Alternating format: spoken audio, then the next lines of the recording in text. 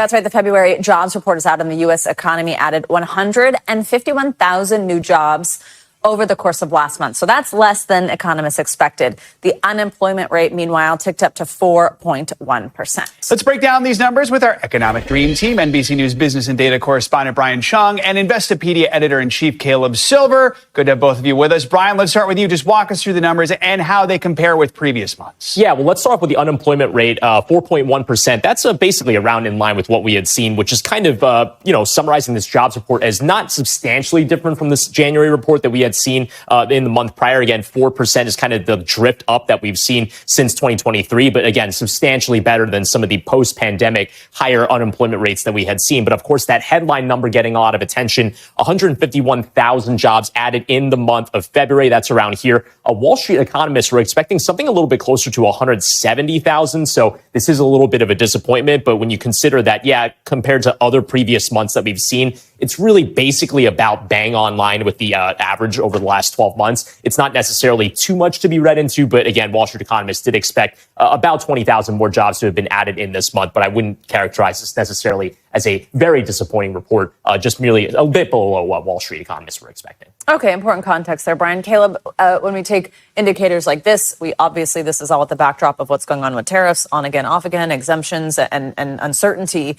What does this mean, do you think, about the health of the economy and the job market overall? Yeah, the headline numbers in the economy are still okay, but looking forward, they start to get a little bit weaker. When we're looking at consumer confidence and consumer sentiment, those are at multi-year lows, and right now forecasts for GDP, for gross domestic product growth in the first quarter, have fallen to a negative 2.8%. So the headline numbers are starting to turn that way, even though the Treasury Secretary says the U.S. economy looks like it's about to go on a roll. I don't think that that's what this jobs report is telling us, and I don't think that's what a lot of the headline numbers are telling us. So, Brian, let's dig a little deeper into the numbers. What are we seeing across different industries, different categories when it comes to wage growth as well? Yeah, some interesting threads that we've been seeing here when it comes to the categories of the job market. Healthcare was the biggest sector in terms of added jobs this month. It added 52,000 jobs in the month. But interestingly, retail jobs at the mall, as well as leisure and hospitality, these are jobs at bars and restaurants, did see contractions by over 6,000 jobs in retail and leisure and hospitality, which, by the way, have been driving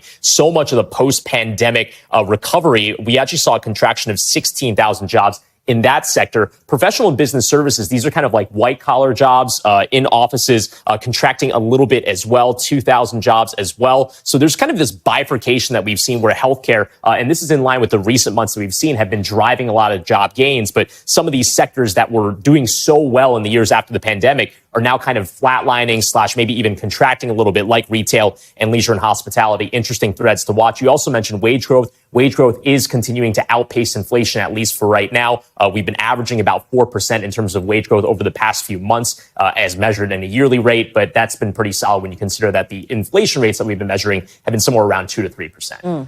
Caleb, countdown. It's a quick one today. Are you excited? Yeah. 12 hours, 12 days, 5 hours and 20 minutes, although Fed Chair Powell is speaking today later on, just down the street here in Manhattan at a monetary policy forum before the Fed goes into that quiet period ahead of the meeting. He'll say nothing about what the Fed intends to do. He will say the Fed's data dependent. This data tells him and the Fed and everybody else no reason to cut rates right now. 90% chance the Fed holds rates right where they are. One thing on that, though, if the economy continues to slow, if tariffs really start to manifest and slow the economy, that might force the Fed's hand to cut rates. We know the president would like lower rates. He might be forced into it if this economy slows down, as forecast tells it might. So, Brian, the last thing I want to sort of touch on here is a lot of people are thinking about these mass layoffs that are happening right now. And I know this survey usually happens the second week of February. So do we even see that reflected in these numbers, or when might we see that reflected? Yeah, as you mentioned, I mean, the timing of this is kind of pretty close to around when Doge was sending out those buyout offers. But what we did see in terms of the federal contraction, we saw a contraction in the federal workforce